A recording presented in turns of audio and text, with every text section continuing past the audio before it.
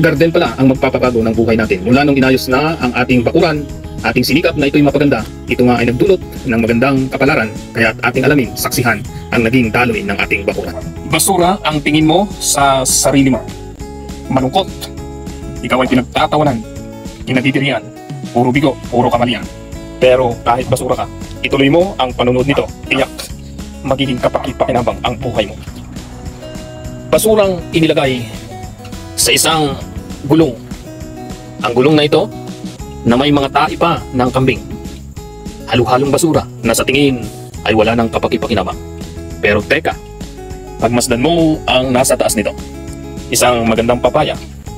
Papaya na espesyal sapagkat ito'y dwarf papaya pero ang tangkad na. Ang lalaki ng puno. At sa tamang panahon, ito ay mamumunga sapagkat ang basura na tinitingnan ay naging kapaki-pakinabang na. Pansinin mo itong mga gulong na wala ng pakinabang sapagkat ito ay sira na. Ang kahoy na naputol na at sasabihing pangkatong ka na lang. Ang lupa na punong-puno ng basura, tae ng kambing, balat ng saging at iba pa. Pero ang laki ng pakinabang sa ating papaya. Ang mga basurang ito na ibinababad natin, ang kanyang tubig na pinagbabaran, siguradong ito'y kapaki-pakinabang sapagkat ito'y magagamit na pandilig sa ating mga halaman. Ang mga halaman natin, matataba ang puno, malalaki ang dahon, green na green ang mga puno at dahon nito, pati ang bungay hitik, hindi pumipigil sa pagbunga. Kaya nga po, kahit papaano'y nagugulangan na dahil hindi kayang ubusin ang mga bunga nito na sadyang naging kapaki-pakinabang. Ang dating batuhang harap ng bakuran, sa harap ng bahay, ito'y makikita lamang. Pero dahil ginawa natin, pinambakan ng basura, basurang kinakahiya, medyo may amoy pa nga. Pero tingnan mo, ang kamatis ay namumulaklak na, pati ang mga talong tumatabat, lumalago na. Sila'y mga bata pa pero ang lalaki na dahil po sila'y tunay na matataba.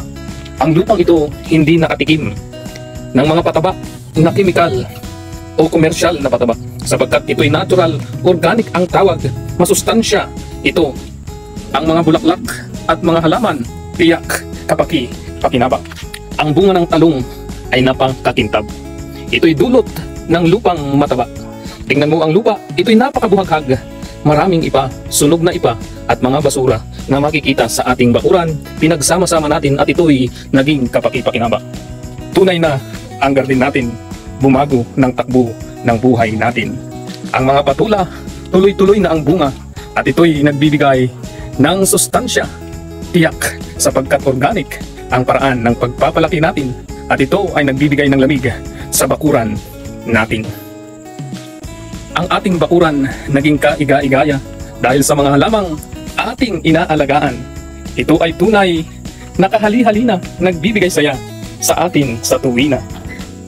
Tunay na binago ng mga garden natin ang takbo ng buhay, sadyang kapansin-pansin.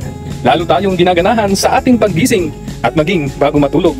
Ating binibisita mga halaman natin, tunay na masaya at masarap matulog kapag ang buhay ay punong-puno ng pagsubok pero ating nakakamit ang solusyon sapagkat ang mga halaman natin nagbibigay ng bunga na ating inuulam at napaka-sarap pa. Ang ating mga halaman dini sa bakuran, sunod-sunod ang bunga, talong o kamatis pa, ang mga patola.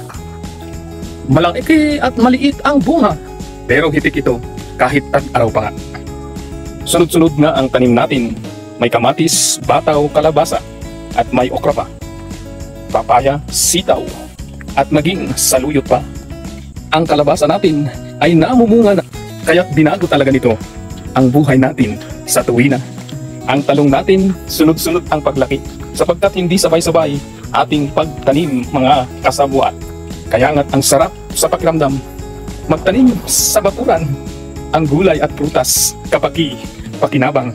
Kaya nga't nabago takbo ng buhay ko mula nang tayo nagtanim sa bakuran natin. Ito ay tiyak naging kaaliw-aliw hindi lang sa atin kundi sa mga taong dumadalaw at bumibili ng ating mga gulay at prutas sa bakurang kawili-wili at kaakit-akit.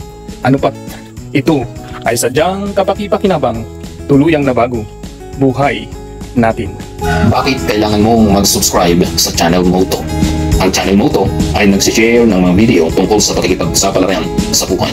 Kaya channel mo to dahil ito ay para sa iyo upang makarelate ka na hindi ka nag-iisa kapag may problema ka. Dahil may mapapanood ka dito ng mga video na nagpapakita na may problema ang bawat tao. Pero pwede natin gawin itong stepping stone para magtagumpay. Kaya't may inspire tayo upang makamit natin ang tunay na kaligayahan. Ang channel motto ay may tawagang kasabwat sapagkat ang nais natin ay gawing positibo ang mga inakala nating mga negatibo, katulad ng salitang kasabwat. Pangkaraniwang ginagamit sa negatibong sabwatan. Pero hindi kayat ko kayo na tayo ay magsabwatan upang patuloy na umunlad ang ating buhay.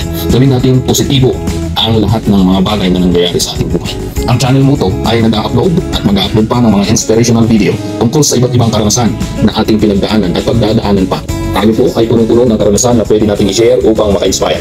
Ang channel mo to ay one-man channel. Ako po si Noriel Felipe, ang nagpapatakbo nito. Bagaman maliit na channel na ito, pero ipinapangako ko sa iyo, ang maliit na inakala mong hindi mahalaga, ito po ay napakahalaga upang ikaw ay ma-inspire na katulad ko. Ipinanganak ako ng mahirap pero nagsikap.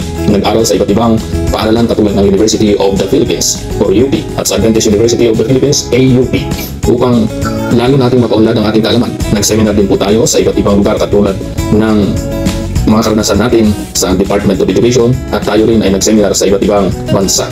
Nagturo sa Department of Education at nagturo rin sa Macau, China. Ang mga karanasan na ating pinagdaanan ay humubog sa atin upang maging inspirado tayo at lalo naman tayo makaka-inspire ng mas maraming tao.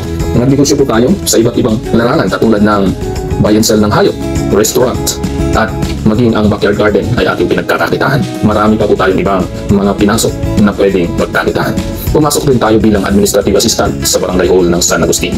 Lahat ay ating gagawin upang maging masaya at makapagpasaya sa ibang mga tao. Nais ko pong i-share sa inyo ang mahalagang pangyayari na pwede tayong makarelate. Kaya kasabwat, ano pa ang hinihintay mo? Please subscribe. Sikapin natin magkipagsabuatan sa iba't ibang subscriber at viewer ng channel mo to upang lahat tayo ay sabay-sabay na umasenso.